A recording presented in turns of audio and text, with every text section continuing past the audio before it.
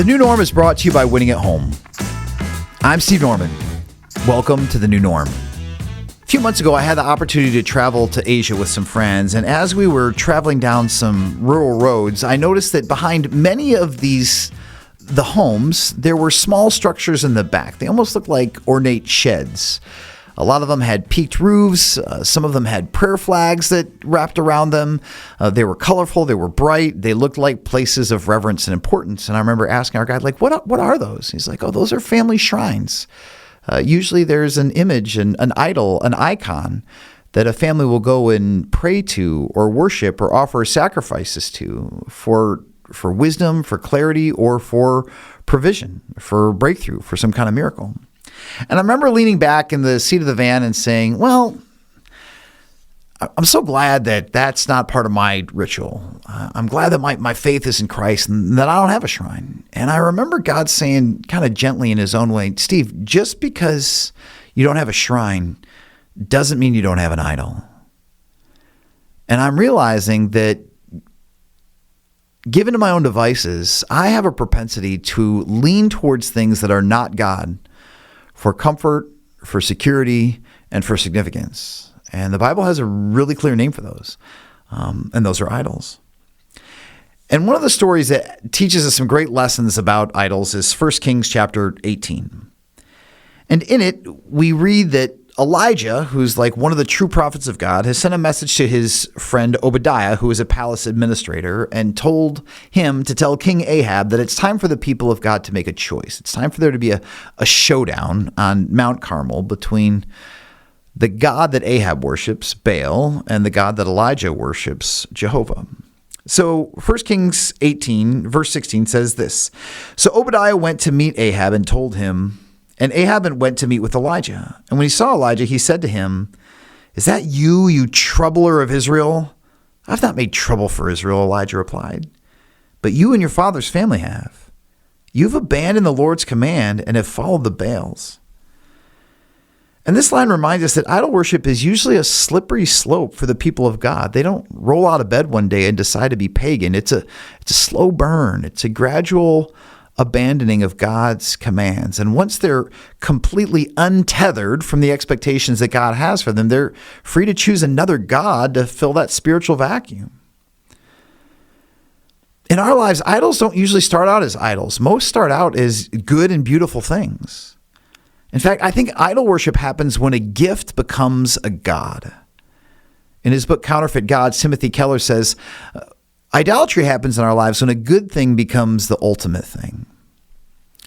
And some gifts from God that are prone to turn into gods if we're not careful are things like money or sex or our career, our family, our kids, our church. For some people, it's the Bible or a hobby or their country. And Keller says that those are the surface idols, but the deep idols are the things that we worship at another layer. And those are things like power or control or revenge or intimacy or greed. One preacher I heard once said, the one thing that you can't get enough of, that's your God.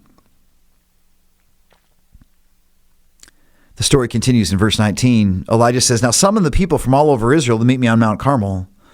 Bring the 450 prophets of Baal and the 400 prophets of Asherah, who is a goddess, who eat at Jezebel's table. So Ahab sent word throughout all Israel and assembled the prophets on Mount Carmel. Elijah went before the people and said, How long will you waver? How long will you hesitate between two opinions? If the Lord is God, then follow him. But if Baal is God, then follow him. But the people said nothing. Again, the Hebrew word for the Lord here is Jehovah. It means the existing one. And the word Baal literally translated means a Lord. But in this instance, we believe that it's the Canaanite god of the storm or the god of rain. Now remember that the people of Israel have been in a drought for 3 years. And you could argue that Baal is failing at every level to do the one thing that they want him to do, which is give them the miracle that will allow them to survive. Then Elijah said to them, I am the only one of the Lord's prophets left, which isn't entirely true because we read earlier in the passage that Obadiah has hidden 100 prophets of the Lord.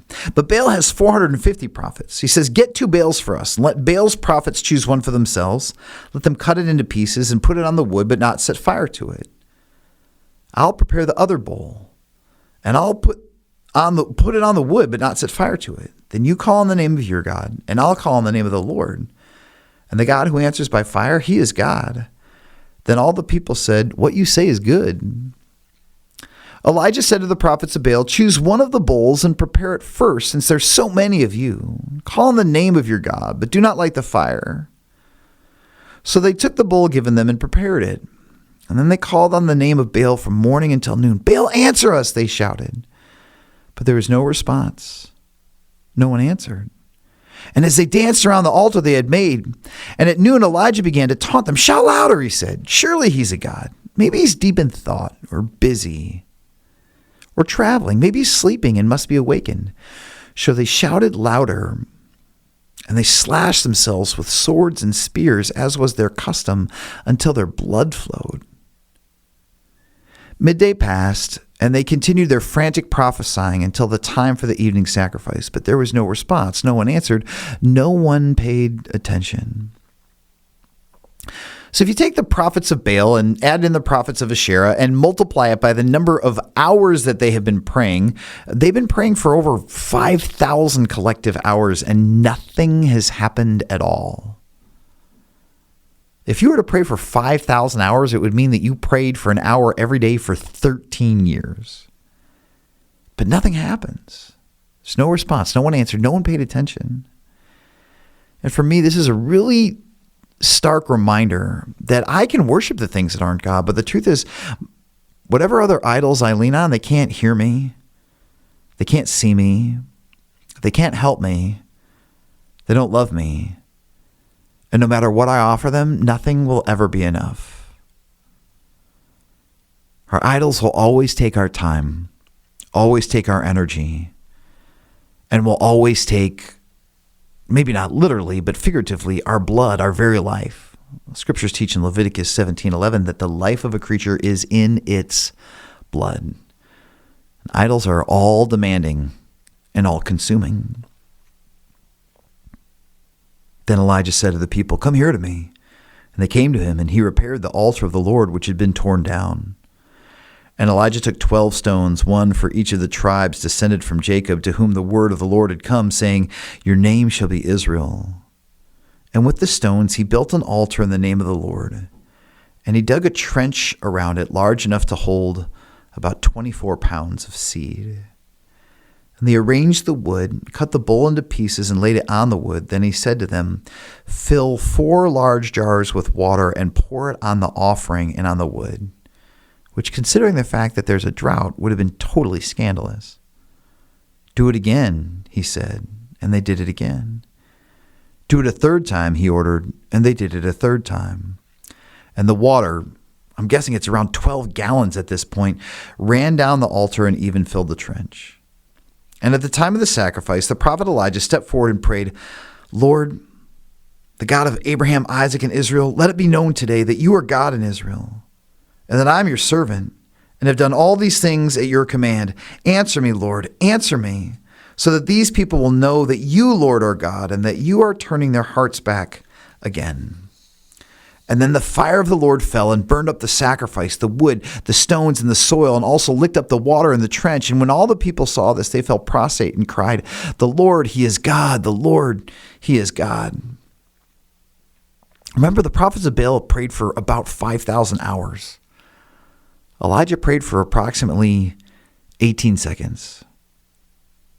The prophets of Baal literally prayed for 1,000,000 times longer with no result.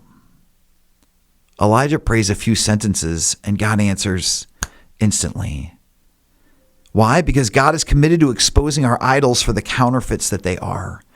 And he longs to reveal himself as Jehovah, the God who is real in every way to us. So the question we need to ask is, how do we know what our idols are? I think the answers lie in our mind, our money, our hope, and our heart. And this is a framework that I'm borrowing from Timothy Keller's Counterfeit Gods. When it comes to our mind, he asks this question: where do your thoughts go when there's nothing demanding your attention? What do you daydream about? What do you regularly think about to get joy and comfort in the privacy of your heart? If there's something that your mind keeps drifting back to, there's a chance that might be a God. Think about your money. Jesus says that where your treasure is, there will your heart be also. And Keller says, our money flows most effortlessly towards our heart's greatest love. Most of us tend to overspend on clothing or on our children or on status symbols. Again, reminders that comfort, image, family could be idols. Keller also talks about our hope. He says, what do you have your hope in these days? And how do you respond if you don't get it? If you respond with explosive anger or deep despair, then you may have found your real God. And then finally, your heart. We talked about this in a previous episode, that sometimes the strongest emotions of our heart indicate what we care about most deeply. And if anger is what is in our heart, then maybe control matters to us. Or if revenge is what is on our heart, then maybe bitterness is what we care about most deeply. Or if making sure that we have the right job or the right home or the right vehicle, maybe image has become the idol. The longings of our heart, especially when they get twisted, will indicate where our idols might be. Remember, our idols will always demand our time, our energy, and our blood, but Jesus asks only for our trust. In fact, he gives freely of his time and his energy to us. He's the anti-Baal. Rather than cutting himself to get noticed by some deity, he actually allows himself to be cut, to bleed, to die a horrific death for us. And no, God doesn't always answer our prayers to prove that he exists by fire anymore, but he's given the one and only miracle that we need to believe, and that's his physical resurrection of the dead. To remind us that Jesus, by his life, death, and resurrection, has defeated any and every counterfeit God. And his desire is to expose them, not to shame us, not to frustrate us, not to impose suffering, but just to reveal to us that when we waver between a God of life and the gods of nothing, we miss out on the flourishing that he invites us to. So if you're not sure what your idols are, ask God in his grace to reveal them, unmask them, expose them, and topple them, to turn your heart back to him so that you can experience the joy, the peace, and the life that only come from the God of all creation, who does see us, who does know us, and who does, in fact, pay attention to us. The New Norm is produced and distributed by Winning at Home. Winning at Home is a faith-based nonprofit committed to making individuals, couples, families, and businesses stronger through counseling and coaching. For more information, visit winningathome.com. I'm your host, Steve Norman. Thanks for listening.